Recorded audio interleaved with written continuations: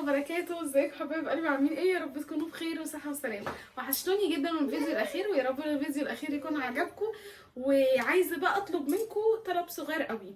قبل ما نبدا الفيديو عايزه لايك للفيديو ده واشتركوا في القناه لو انت اول مره تشوفيني، وفعلي زر الجرس عشان يجيلك كل جديد من عالم جيجي. طبعا النهارده بصور لكم من المطبخ وكده، لان النهارده هنوضب مع بعض السحور. انا النهارده موضبه بدري شويه، بس خلاص بقى حسيت ان انا عايزه انام. ولو نمت وقعدت مثلا وظبطت المنبه عشان الساعه 3 او كده مش هصحى. فقلت خلاص، هي الساعه دلوقتي يعتبر يعني 2. هعمل السحور واظبط المطبخ وكده، يعني عقبال ما اجهز دنيتي واظبط مطبخي هيكون الساعه 3. فقلت لا خلاص بقى، ما بينهاش نومه، وخلينا صاحيين لحد ايه ما اظبط دنيتي واعمل السحور. بس فهنعمل النهارده السحور مع بعض بقى. المهم بقى الطلب اللي انا كنت عايزه اطلبه منكم، اللي انا قلته لكم في اول الفيديو، ان انا عندي كمية ناس اللي هي بتتفرج مش مشتركين، والاغلبية ما بيكونوش مشتركين. فانت لو بتشوفيني دلوقتي، او انت لو بتشوفني دلوقتي ما اشتركتوش في القناة، يا ريت تشتركوا في القناة. هتلاقوا يعني بصوا تحت الفيديو بالظبط، هتلاقي على ايدك الشمال بالظبط كلمة اشتراك او سبسكرايب. هتدوسي على زر الاشتراك او السبسكرايب، وتفعلوا زر الجرس عشان يجيلكوا كل جديد من انا بنزله. اللي هو ايه، في زرار جرس كده هنعمله، هندوس عليه نختار زر الكل، يعني كل الفيديوهات تجيلكم.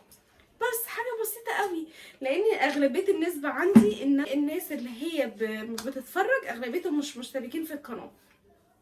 بس بقى طبعا برحب بالناس المشتركه عندي في القناه، وبقول لهم منوريني ومشرفيني وزايديني. هنعمل بقى النهارده مع بعض السحور ده النهارده خفيف قوي. ما بحبش اتقل في السحور شويه. يعني بحب يبقى خفيفي خفافي كده.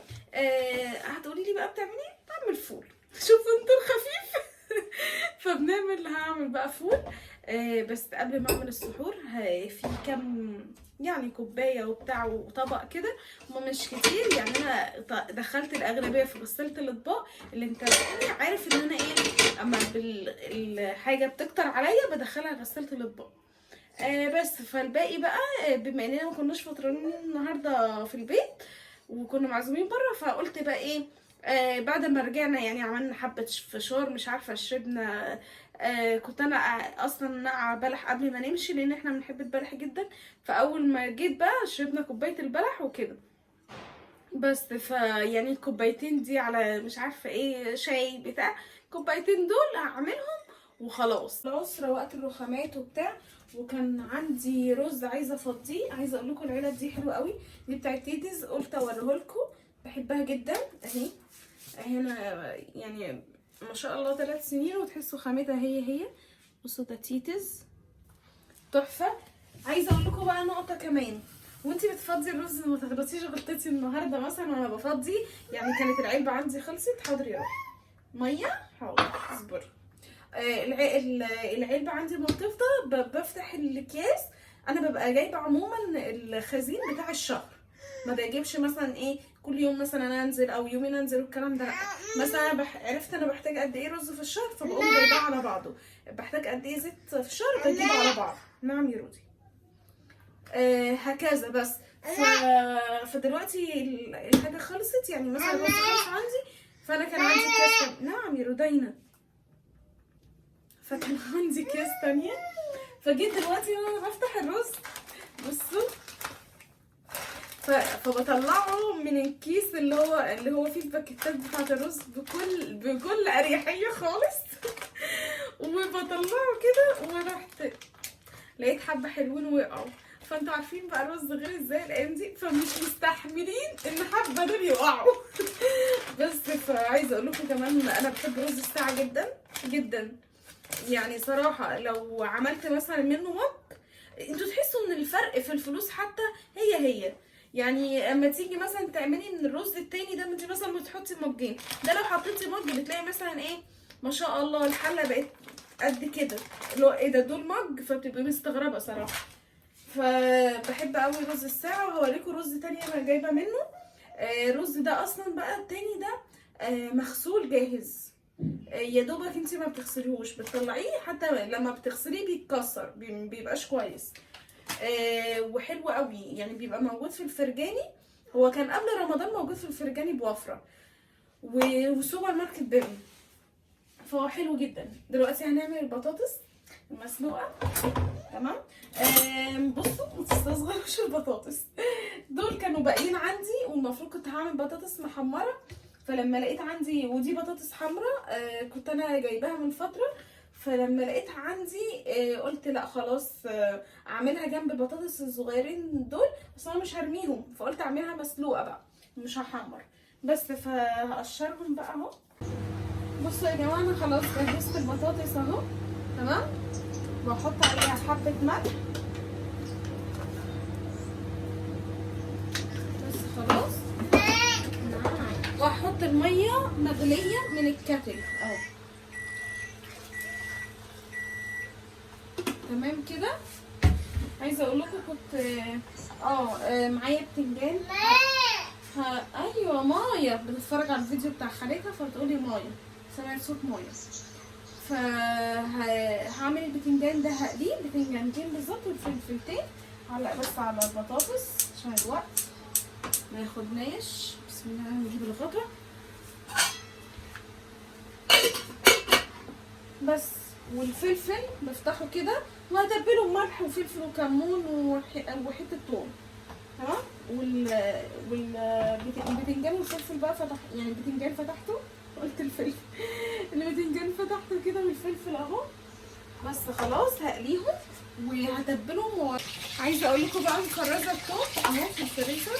تمام. لان هو دلوقتي موسم ان انت تفرزي الثوم، فعشان تبقوا عارفين بقى. طبعا كنت هعمله لكم والله فيديو بس للاسف انشغالي وكده، بس ان شاء الله لو عملت تاني باذن الله هعمله لكم فيديو. بس خدت حته واحطه في يا رودينا في الفريزر. انت اول ما تخرجيه تاخدي الحته اللي هتاخديها او المقدار اللي هتاخديه وتشيليه على طول. شوف بقى البتنجان احسن يتحرق مني. بس معايا كمون اهو، اخد سنه كمون. تمام. معايا الفلفل سنه، يعني سنه بسيطه قوي، كمون وملح وفلفل. لسه ما حطيتش الملح.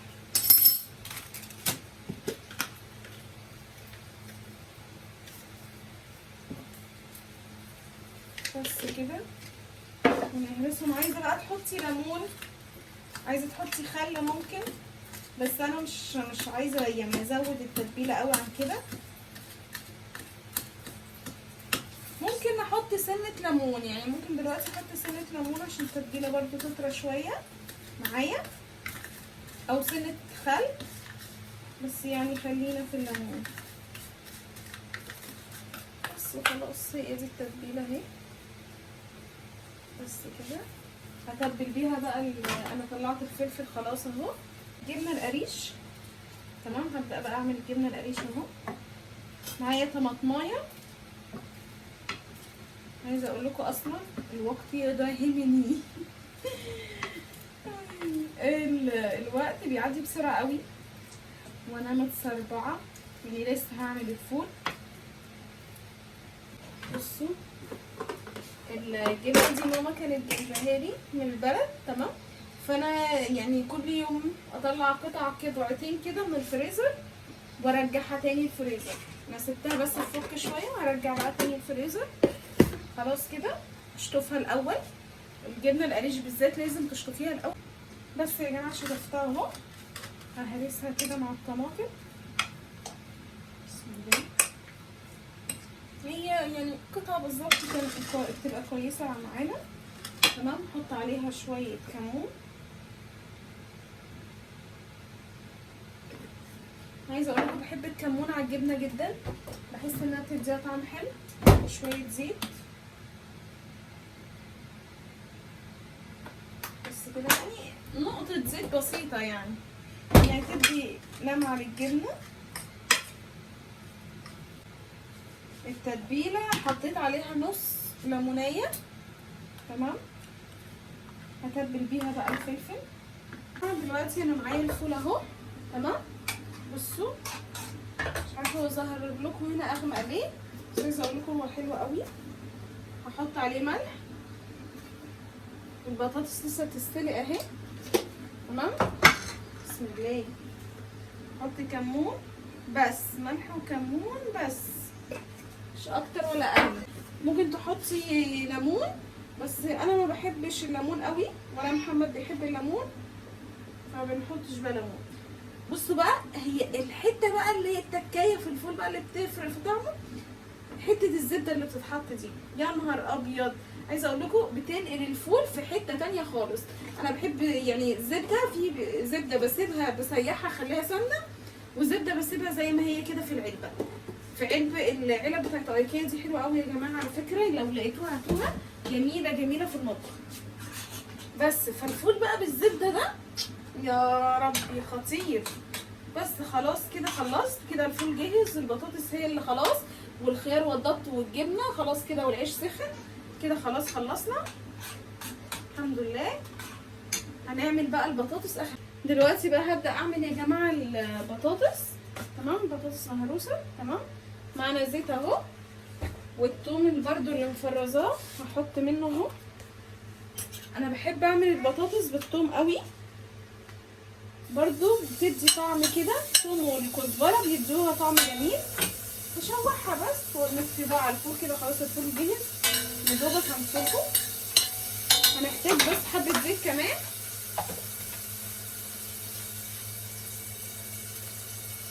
ان البطاطس كل ما بتيجي تعمليها والزيت يبدا كده بتحس ان هي بتبلع الزيت. بس عشان الكاميرا حاسه ان هي مش مظبوطه.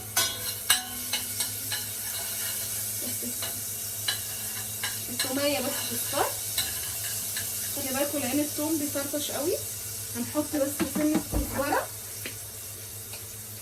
سنه بسيطه من الكزبره وكمون وخلاص.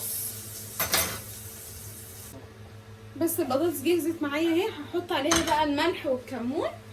نجيب الملح، عايزه اوريكم اصلا للاسف الرينج لايت ما بعرفش اتحكم فيه قوي، فاعذروني على التصوير. اهو هحط بقى الكمون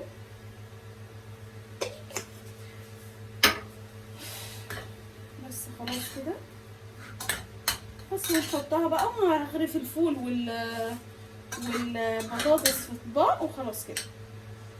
وهو ده كان سحورنا النهارده، الفول اهو والبطاطس ومربى وجبنه على قوطه. انا بديكوا افكار، والخيار والزبادي طبعا هيطلع دلوقتي، وده بتنجانتين كده على فلفل، والعيش اهو سخناه، وكله من البيت، ما فيش اي حاجه من بره. وطبعا لو عايزه بقى تعملي تحليه بعد السحور وكده، دي فراوله. تمام، وحاطه عليها معلقتين سكر كده من شويه، فبتسرد بقى الميه دي. الميه دي عايزه اقول لكم بيبقى طعمها تحفه. بقوم حاطه عليها وقت الاكل بحط بقى الموز، دي بنحب ناكلها قوي بعد السحور، بتدي بقى طعم جميل جدا. بس هو ده كان سحورنا النهارده. يا رب الفيديو بتاع النهارده يكون عجبكم. متنسوش الاشتراك في القناه وتفعلوا زر الجرس عشان يجيلكم كل جديد من عالم جيجي. عايزه افكركم، يا ريت اللي مش مشترك في القناه وبيشوف الفيديو يا ريت يشترك عشان يجيلكم كل جديد بقى. ويعني قدروا مجهودي. عايزه اقول لكم اصلا بنتعب جدا في الفيديوهات دي، فقدروا مجهوداتنا بقى. بس وخلاص، وهنروح بقى ناكل. يلا تعالوا اتفضلوا معانا، ويا رب الفيديو يكون عجبكم. مع السلامه، اشوفكم على خير جميعا. مع السلامه. سلام.